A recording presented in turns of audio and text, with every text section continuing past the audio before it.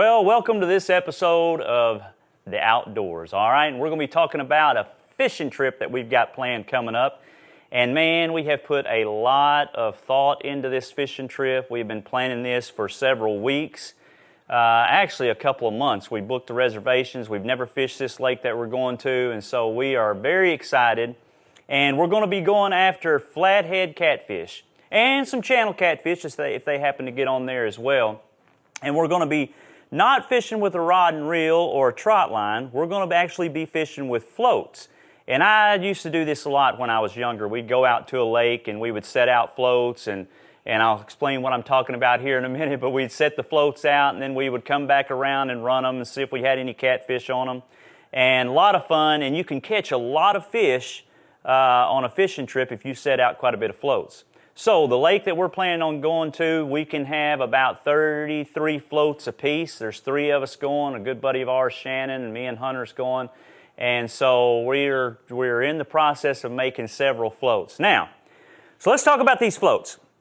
So you can do this a very inexpensive way. And when I was younger, that's the way we did things, all right? We'd take simply a milk jug. You can do it with a milk jug. Tie a trot line on right here, your hook and your sinker. As long as you make sure and put some glue on this cap, and basically it'll float around out there on the lake. When a catfish gets on it, you know, he'll start kind of bouncing up and down across the lake, and then you just go grab it, bring in your catfish, right? Or you can use a 2-liter bottle. I've used them before. I've secured the trot line onto here and did that, and it makes a very good float as well. I mean, so you just put your hook and your sinker, your trot line on there, and it does the same thing. Basically, it'll lay on the lake like that, maybe tilted like that with the weight, and then once the catfish gets on there, it just kind of starts bouncing across the water kind of straight up, and you kind of know you've got one on there. So there's a car going by. We'll just disregard that at the moment. But we're in here in my shop, as you can see, all the stuff in the background there. But what we want to do is we want to build a float that's going to last, okay? So you're going to spend a little money doing this, but you know, if you're able to do it, then you've got something that'll last a long time for many fishing trips to come. And so I'm going to show you how we build these things, okay? And again, we plan on doing this several times over the years coming up, and hope to catch a bunch of catfish, all right? So this is what the finished product is going to look like. It's going to look like this right here, and basically we've used a pool noodle, all right, with a 1-inch hole in the pool noodle.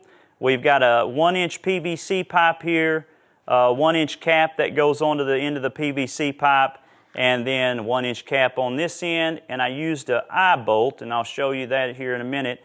And then we simply wrap the trot line on it, so if you're going to be putting them in the boat to go out and go fishing, or if you're going to store them in something, see, not much space that you'll need to store one of these, and you can put a whole bunch of them in a tote and get it all wrapped up there like that.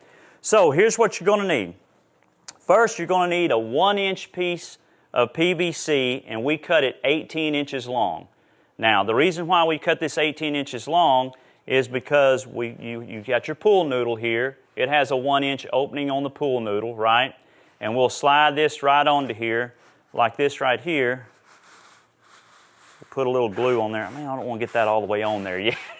I get that on there, I can't get it off, and then I'm not going to be able to fix this dude up.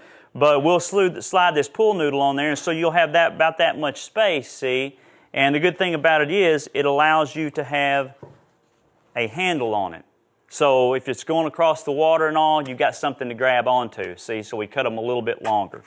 All right, so 1-inch piece of PVC, 18 inches long, pool noodle, 1-inch hole in the pool noodle, and we cut this about 14 inches long, okay?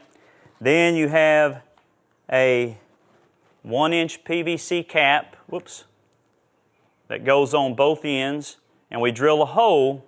Now, this is the eyelet that I'm going to use, right? This eyelet right here, what I'll do is I will put a flat washer. This eyelet is a 3/16 bolt on the end of this eyelet. It's 3/16. Now, It's a pretty big eyelet. I might could go a little bit smaller and would go a little bit smaller, but our hardware store only had, this is the smallest size they had. So we're going to go with that. And basically, I'll stick that right through the hole, all right?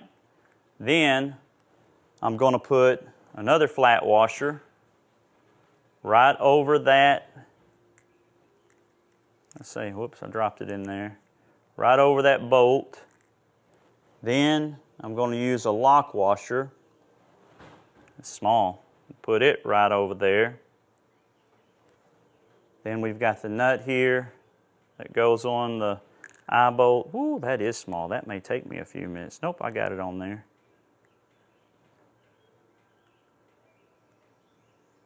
I'll say that. Let's see if I can get that on there. Yep, there we go. So I've got that on there. Now, let me set this down. Now you can use Loctite. Loctite's good, or I've got some Gorilla Glue. This is what I've got here, and this will work just fine as well. I'm going to take this Gorilla Glue, I'm going to put a drop or two right on that bolt and that shaft, or the shaft of the bolt there. There we go. Get that good and in there. Then I'm going to tighten this down, the nut on it. I mean, it has a lock washer on it, but I have been out there before, and the waves get to beating these things if some wind gets up, and you don't want this to come apart on you. So anyway, all right, got it on there tight. I'm going to use a screwdriver here to kind of tighten it a little bit more. There we go. Pretty good and snug on there. You can see it. And I've got that Gorilla Glue on there, so that's going to hold it as well. All right, so what we're going to do is we're going to go ahead, we're just going to use some of this Gorilla Glue real quick. Put it on this cap. And you could use PVC glue if you wanted to. This is just what I've got around here. All right, got that good and on there, right? Okay, so now we've got our cap with our eyelet on there that we'll tie the trot line to. And then now we're ready for the pool noodle. And I'll tell you what I'm going to do. I'm going to run just a little bit of this Gorilla Glue up and down this pool noodle to keep it on there really well. We'll slide that on there. It's a good thing I didn't do that while ago, because that is tight. Tight. There we go. It's awful hot out here too. And I think I got the Gorilla Glue on my hand now. I'm gonna be stuck to the pool noodle. There we go. All right, see, look at that. Fancy, right? So now, here's another little trick. Now, we're gonna take some spray foam. This will keep it even more buoyant, and then it'll also help hold that bolt down there secure, okay? We're gonna take some spray foam and shake this up real good. Oh yeah, that's it, come on. There we go. Now see, that's gonna expand, right? That's gonna expand, and it's wanting to expand right now. Now, we'll put a little bit of the Gorilla Glue where the spray foam isn't on here. Good thing it's an old tablecloth that we got down. Wait a minute. I can't get it off my face. There we go. Okay. I better make short order of this. All right, so now we're going to stick this cap on there. Perfect. So see, I'm not going to grab it because that's wet. Even though it's all over my fingers. But see what you got? Look at that. Perfect, right? So see how quick and easy this is? 14 inches long on the pool noodle, 18 inches long on the PVC. I got a 3/16 eye bolt there. You can go a little bit smaller. Got the lock washer on there, the flat washers, the nut. Put some glue on there to lock it in. Glued the caps on there. Of course, I had to drill a little hole in that, 3/16 inches. And now I filled it full of spray foam, and that'll help keep it buoyant as well, but then also it'll lock that bolt in even more. Because here's the thing, if you don't go to those extremes with this eye bolt, if it's out there and man, the wind's blowing and this is getting bounced around, that eye bolt will come kind of undone. But if you do it that good, it's going to last for years, right? So here's the deal. You can make these different lengths. You know, it depends on the waters that you're going to be fishing in. Now, this lake that we're going to, I hear is pretty deep. But we're going to try to fish in about 20-foot edges of the water and stuff, you know, kind of maybe down out in some oxbows or something, or some coves. Try to get in about 20 foot of water, catch those flathead when they're coming up through there at night. So we're going to make them, some of them 18 foot, some of them 20 foot. You know, I might even make a few that's 30 foot. But you take your trot line here. Golly, my fingers are sticky. So I've already cut this. This is a 20-foot length of trot line. Now, here's what you're going to need. You're going to need a pretty good size 3-way swivel right here. And the reason why is because we're going to have a weight on there. This lake that we're going to requires a 2-pound weight on your float. Now, that's a lot of weight. That's a lot more weight than normal lakes that I have been fishing in. But anyway, there must be a reason. But anyway, 2-pound weights. Now, the way we've done the 2-pound weights is we've used a simple way, cheap way, is to use a red plastic cup here, and we've pre-measured this already that if we take it up to here with concrete, then it weighs 2 pounds. So we almost fill it all the way with concrete, and then all I've done was take some heavy gauge wire, like this right here, and then once we poured the concrete, ready mix concrete in the cup, I just set the wire down in there. I bend it to where it'll kind of anchor in really well, and I can snap my swivel for the trot line onto that right there. So I just set it right down in there like that, and then there you go. So these make really good weights for this, and again, 2-pound weight's pretty heavy. So you tie your main line, okay, onto this 3-way barrel swivel here. So you're going to tie your main line on here, and then straight across from it, you're going to run a line, and we put this line at about, let's see, I forgot the exact measurement, 4 foot, I think. Yeah, 4 foot. So we tied a 4-foot section of trot line onto there, and then put the swivel on the end of it, and then what you'll do is we'll just clip this weight right onto that swivel, like that right there. These are pretty tough swivels. And there you go. So the weight will anchor it down. So it'll anchor it down to the bottom. Then we're going to come back here, and off the end of this barrel swivel is where we'll tie another line on, just like this right here. We'll tie it like that. So your weight is further down than the line of your hook. So this hook line here is right at about about 2 foot. We've got it about 2 foot long. And then I'm going to tie a swivel onto the end of it, just like that. And now I'm going to clip on a number 7 circle hook. Now, that's a big hook, right? But here's the thing. These circle hooks, man, they are nice, because we'll put a perch on there or a goldfish, because flathead, you've got to use live bait. And we might catch some channel as well, but you put a perch or a goldfish on there alive, and when that catfish gets it, it just circles back in and usually catches him right in the corner of the mouth. They call that a circle hook. So a number 7 circle hook is what we're going to use. All right? So there's the parts. There's how you put it together. Here is the finished product. All right? Now, on this lake, you have to have identification on your floats. So what we've done, I've just wrapped a piece of duct tape a couple of times around, and I've written my license number on here and the pertinent information that they want to have for the lake that we're fishing on. And this is some waterproof permanent ink on there. And then that way, when I get done, I can just take that duct tape off.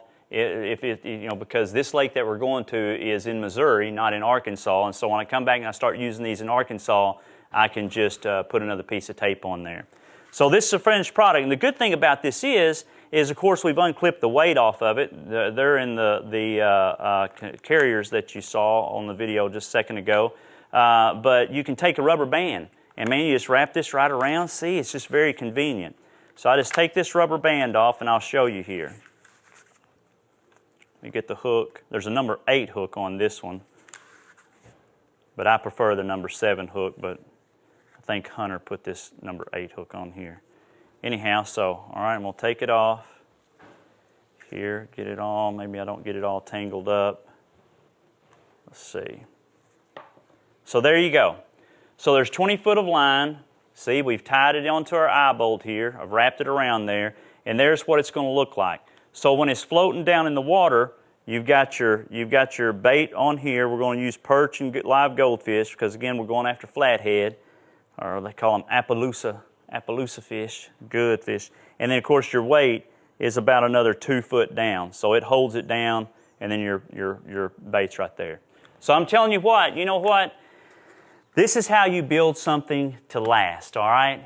And it's going to last me a long time. You know, making these floats brings up a good point. How often do we take the easy road? Many times we don't want something that's going to cost us much or take too much time or investment. Sure, we could choose the easy way or the cheap options, but they're brittle. They break easy, don't they? Just like this milk jug. They don't last. Hey, what about our spiritual lives?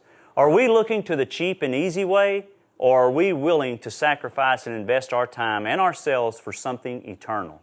Let's look at 2 Corinthians 4:18. It says, "While we look not at the things which are seen, but at the things which are not seen.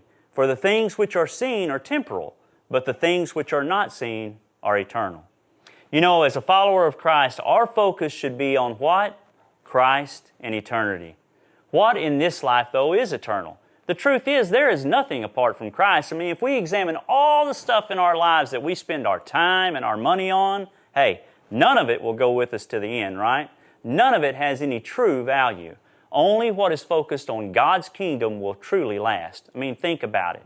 We often think we can't even disciple someone because it will require too much of our time. Not just to show them what it means to follow Christ, but it will require us to study and prepare for each time that we would meet with them. So what do? We take the easy road. We let the church handle it. Someone else will do it, right? Hey, it's time to take another look at our priorities, and this time with our eyes focused on what truly matters in eternity. With our eyes fixed on Christ, we will have a desire to reflect Him in all that we do, whether that's serving, discipling, giving, or investing in our own spiritual growth in Bible study and prayer. If you'd like to learn more about what it means to be a follower of Christ or learn how to even disciple someone, go to follow.lifeword.org. And make sure to follow LifeWord on social media so you don't miss an episode. Like the next one, where we will take you out to Table Rock Lake in Branson, Missouri to do some catfishing with these floats. Hey, I'm Shaun Merrell, and I hope you'll join me next time as we pull in some big ones, I'm hoping, right out here in the great outdoors.